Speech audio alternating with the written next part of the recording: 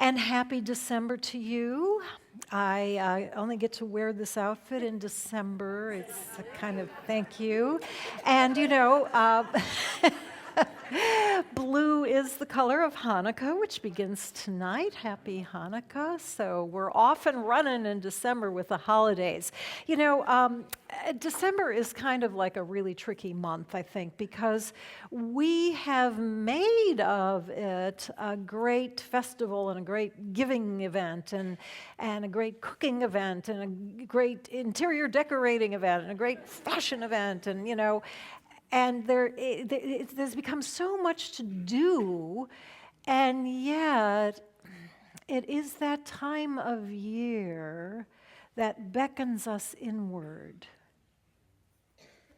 There's a very deep, primal request from ourselves to come in from the cold, to hunker down, to be quiet, to be still. And so what's happening in December is this kind of crazy thing of, surface, lots to do, and this calling to go deep. The book of the month is a good tool in going deeper. The book is Your Redefining Moments. And notice that re is in parentheses because perhaps over time someone's asked you this question. I once went to a corporate workshop and the question to all of us was, speak about one of your defining moments. And so I thought of my Peace Corps experience as a young woman and how, because I was in East Africa, that when I came home, I started on a career path of working with people from different cultures, and it really defined what I was doing in the world.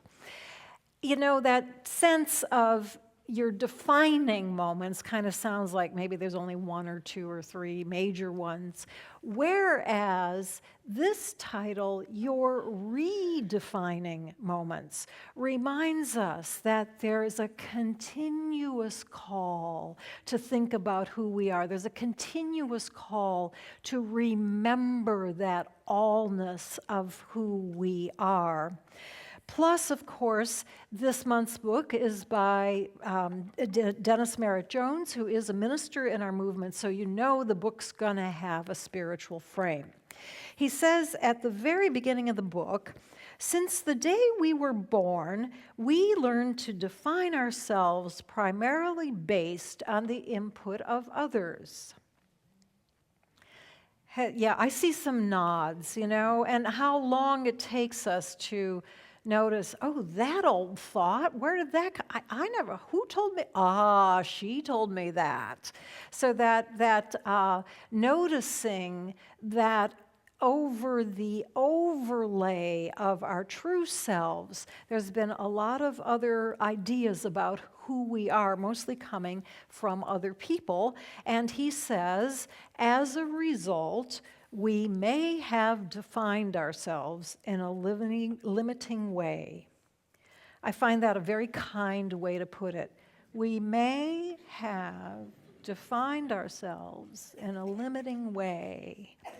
I don't know about you, but I know I have. I'm still discovering those kind of self-imposed limits, and that's one thing I love about our philosophy is that it helps us go beyond those self-imposed limits.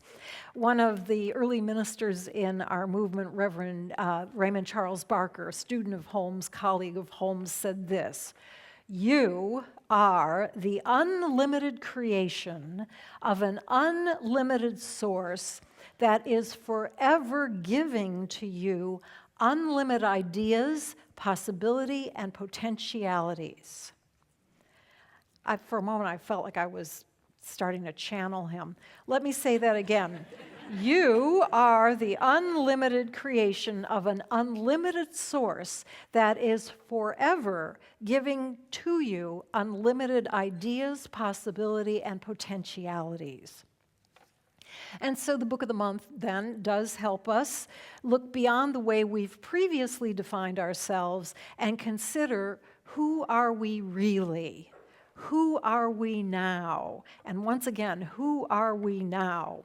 The author, in fact, describes the book as a guidebook to help you fathom the depths of your own understanding of your authentic self and the original self, capitalized, the original self from which you have come. You know, from that perspective then, when I think about me being in the Peace Corps, what it led to was not just, a shaping of a career, but also of opening up qualities in myself more deeply. In my own case, it was opening up more curiosity and opening up more flexibility and adaptability and opening up more understanding, more empathy for other people. So, in fact, the full title of the book is Your Redefining Moments, Becoming Who You Were Born to Be. And just as we look at how we can take an experience, as I just described, to see what is it doing to open up areas in us that are reflective of and pointing to our true divine selves. I love the image that we sometimes share from this stage about the sculptor who was asked, how do you do it? How do you just take that block of marble and make this beautiful being out of it? And the sculptor's reply was that when he looks at a slab of marble, he doesn't see the slab of marble, he sees the being that is in it, that wants to emerge, that wants to be expressed. And so his job then is to simply chip away anything that does not belong to that being so that that being can be revealed. And what I love about it is such a great reminder of what the spiritual path is about, which is not, when we think of growth, it's not like we're, God made us and so out of clay, and so let's put some more clay on so we can grow, but rather it's about releasing those things that are not needed. So clearly, this book is not a be-all-you-can-be self-help book, but it's a spiritually based book to remembering the divine being that you are and expressing your divine creativity from that understanding. I was playing with that word, redefining, and other possible words, we could say your refining moments, or even your refinding moments. So we begin today with chapter 4, actually, and the title of the talk, and like the chapter, is Signs That a Redefining Moment Lies Ahead. So now when I read that title, sometimes I wonder what editors do to books, but anyhow, when I read that title, I thought, okay, this is going to be about, okay, a major shift is coming, and what are the signs pointing to it? But it actually isn't about that as much as it's about relaying the message that if we are mindful, we'll see that life is constantly presenting us with opportunities to remember who we are, our divine being, our divine purpose. Life presents in ongoing ways ideas, events that can serve as portals into knowing who we are. So actually, I think what we're looking at today is more accurately opportunities for rediscovering ourselves. Those moments when, if we're mindful, we can discard what is not true about ourselves and allow who we truly are to emerge. As we look at this material, I want to keep two fundamental principles in mind. You've heard me say that first one before. We are part of God like a wave is part of the ocean. And the reason I bring it up to keep in mind today is, number one, because I, and perhaps you, grew up so immersed in that idea of an outside God that I still need every opportunity I can get to remind myself that it's not some outside thing who has created me. It is my very essence. It is that within which I am immersed. The other thing that, the other reason that it's important to keep that first one in mind, we're part of God like a wave is part of the ocean, is that any time in this material that as you listen to the talks this month or read the book yourself, when we speak about growth, it's not, as I said before, adding something on. Rather, it's about us as waves expanding and deepening and embodying more of the divine being that we are. Second principle to keep in mind, we live in a universe that is for us. Now, I know this is not news. You hear that here all the time. We live in a universe that is for us. But I'm just very struck at the me before I walked in that door originally and the me now, because I didn't know the universe was for me. Sure didn't seem that way. It seemed like it was for those other people who were getting rich and blah, blah, blah, blah, blah, blah. So to find out that the universe is conspiring for me was a big revelation. And since I found that out, I've been finding evidence, including this outfit.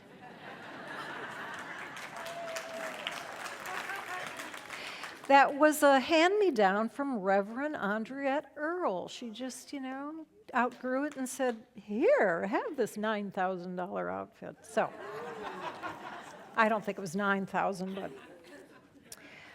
Okay, so here we go.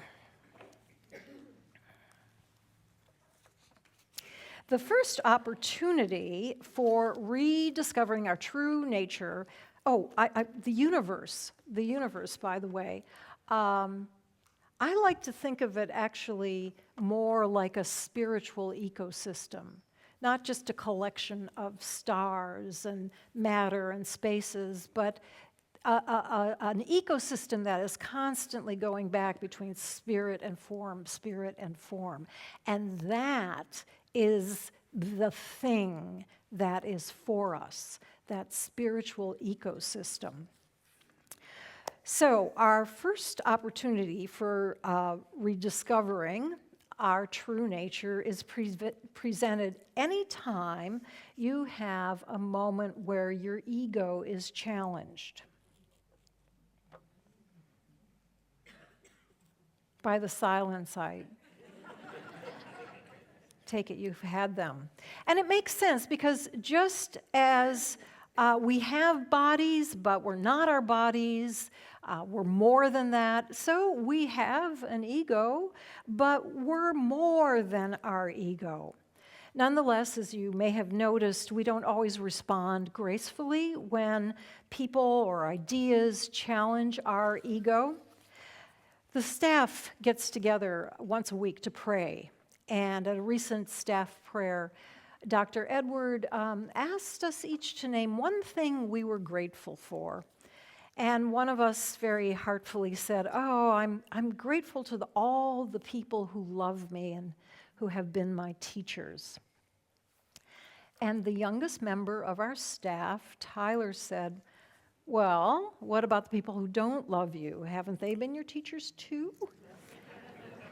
And of course the answer is yes. But that did not stop us from jumping on him and saying, oh yeah, well, come back in 30 years and talk to us about that.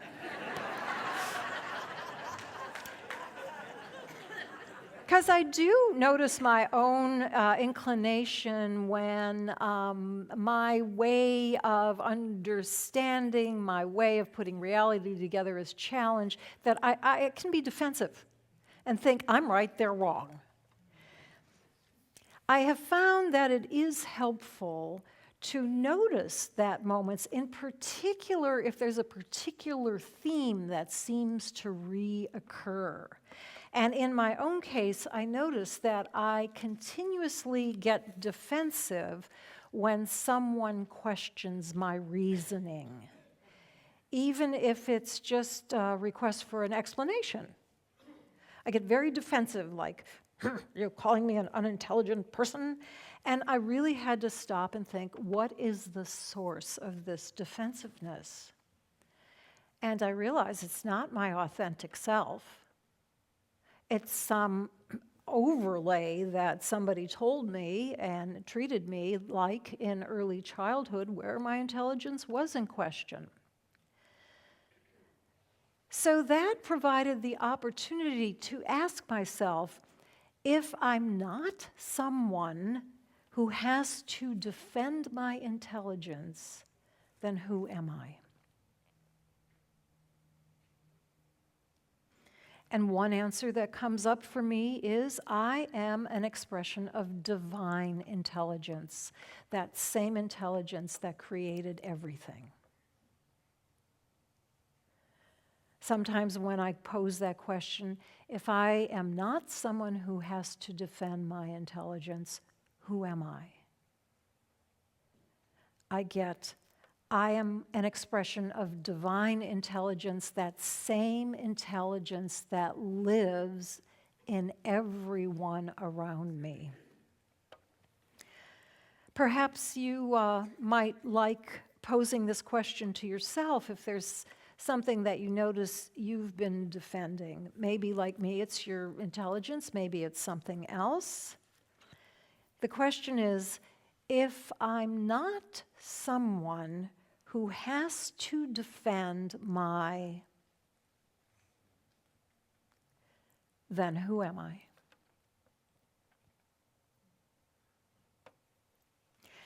So that's an example of how those moments of ego challenge can be used as tools to look deeper for clues as to who we really are. A second portal into glimmering who we truly are is provided by the author, and it is unexpected events. And unexpected events can be a major emergency or a minor emergency. In responding to emergencies, you'll know that people often report that they realized a place of calm, a center of calm that they didn't know existed in them. And the truth is, it does exist. It is there, it's always there, and it continues to exist even in non-emergency situations. I had an experience that was quite astounding to me at the time. I had a mechanical breakdown on the freeway, and I noticed myself simultaneously being in a panic and running around and doing things and thinking of what I should do, and simultaneously knowing at a very deep level that all was well. And it was interesting to me to be having both of those very different experiences at once, panic and knowing all is well. This glimpse of my true self in that moment, that knowing that all is well, has stayed with me and actually comes to me from time to time in moments of stress and busyness. So the question then I think to consider for all of us is, have you ever been surprised into discovering a deeper part of your being? Have you ever been surprised into discovering a deeper part of your being? The third opportunity for rediscovering our true selves, discontentment. The author points out that if we're not satisfied with something, for example, a situation we're in, if we just grumble about it, he refers to that as discontent.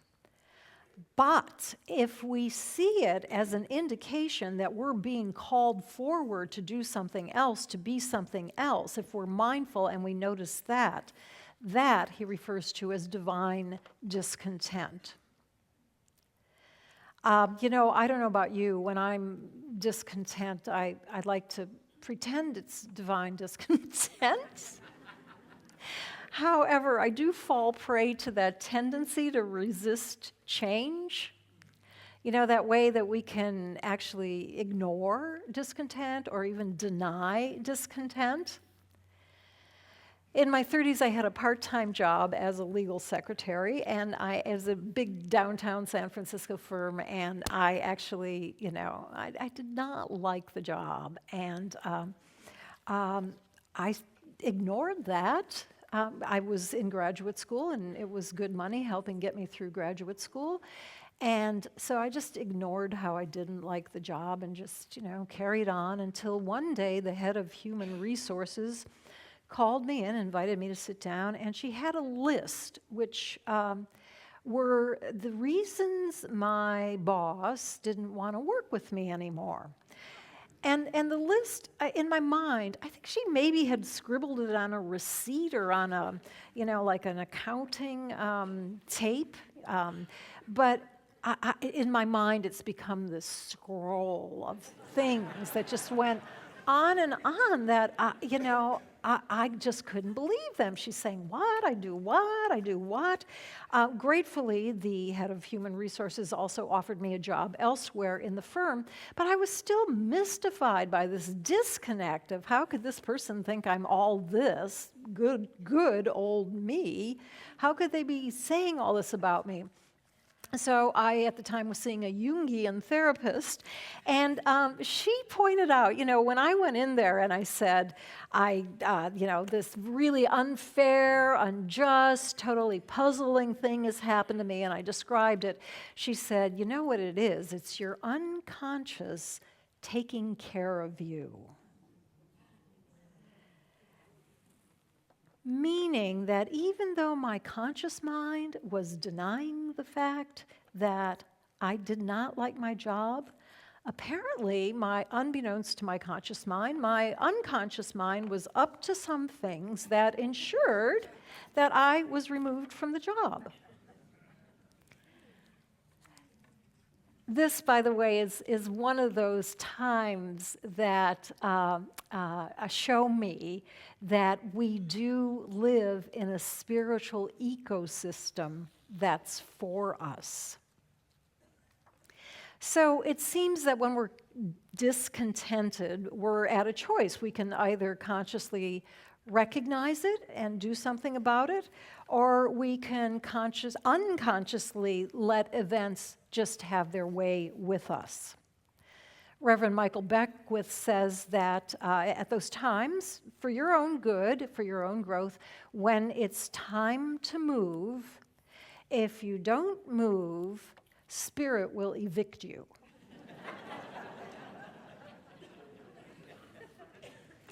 He also uses the phrase, pain pushes until vision pulls. And I know that's been true in my experience. I can sit someplace, I can ignore my body until something's hurting, and I go, oh, I guess a little self-care might be needed here. So that idea that if we're not doing what we need to do, then the pain that results will propel us forward. The option is to go through life always asking, what's next, what's next, what does Spirit want to express through me now? That is the optional way to grow. The author actually gives us two ideas. When I hear that pain pushes, I understand that, until vision pulls. I go, okay, well, let's see, how do we do that? Spiritual mind treatment, that's a good idea. The author actually offers two more. One is to pay attention to your first time experiences.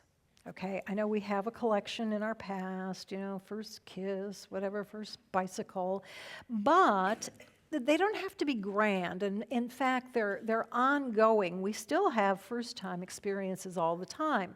sampling a new food, or going down a new road, a different road, or meeting a new person. The author suggests that when we have these first-time experiences, we simply pay attention to what new thing has opened up in me now. Because of this first-time experience, what is known about me now that was unknown before?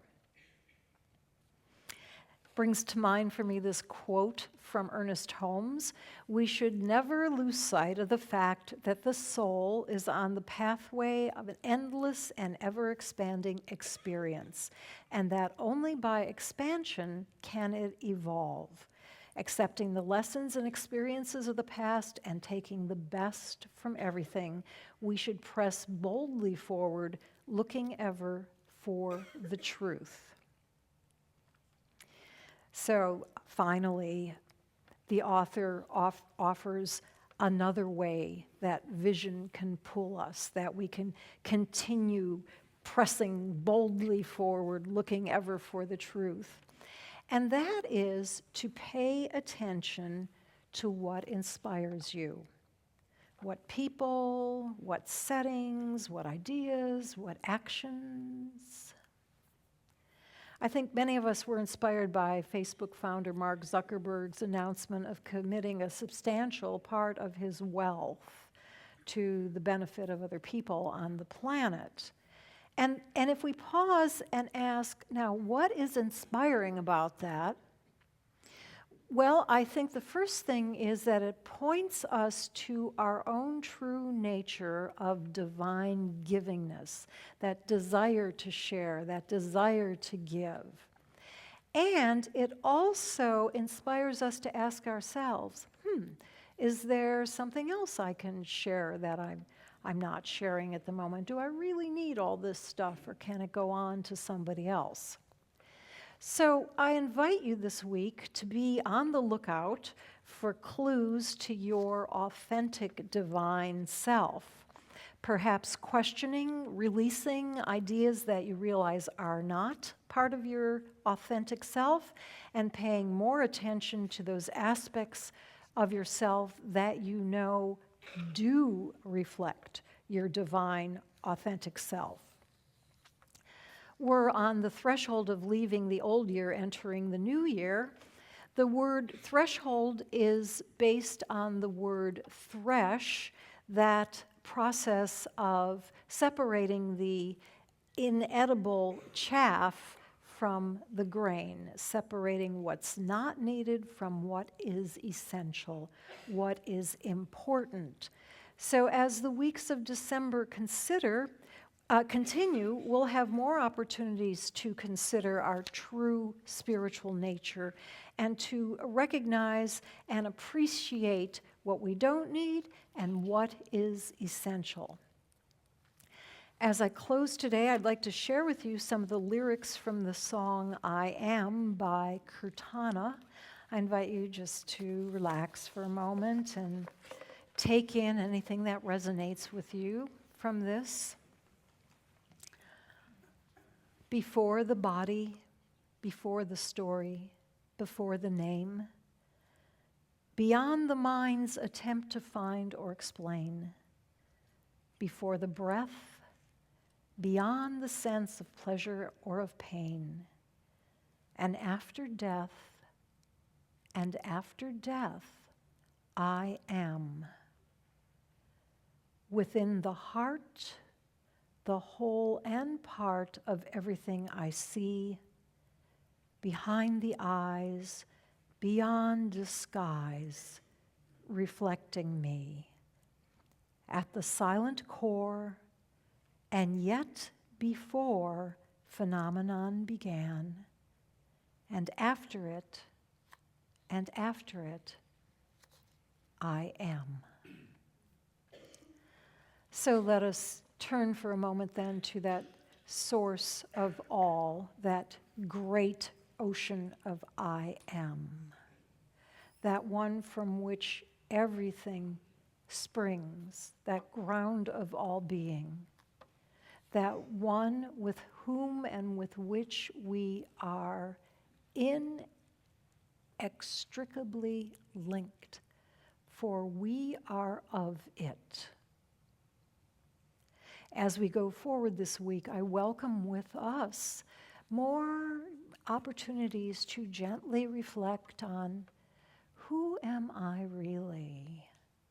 Knowing in faith and confidence that because we are one with the Divine One, that the answer can only be good, that the answer can only be a blessing presence to myself and to others. I welcome with us that ability to see beyond surface and to sense the depth of the presence of spirit in this moment and every moment.